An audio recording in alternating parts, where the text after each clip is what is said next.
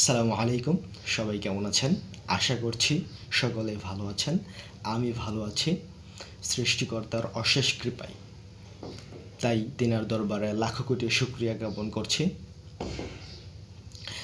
একটা জিনিস উপলব্ধি করতে পারছি, জীবনে ছোট হোক বা বড়, যে কোনো একটি অনুষ্ঠানে আমি কখনোই পার্টিসিপেট করিনি, নিজেকে উপস্থাপন করার কখনোই চেষ্টা করিনি।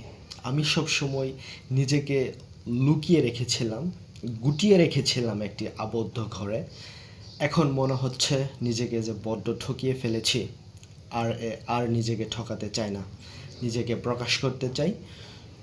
ছোট হোক বা বড় অনুষ্ঠান, আমি নিজেকে প্রকাশ করব।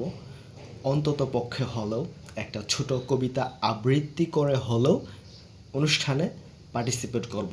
পুরস্কার পাই বা না পাই তাতে কোনো কিছু যায় আসে না, শুধু চেষ্টা করব নিজেকে প্রকাশ করার। গুছিয়ে কথা বলা একটা গুণ, এ গুণ সবার থাকে না, আমারও নেই। যদি আমি চেষ্টা করি তাহলে অবশ্যই একদিন এটা আয়ত্ত করতে পারবো। ভালো থাকবেন সবাই।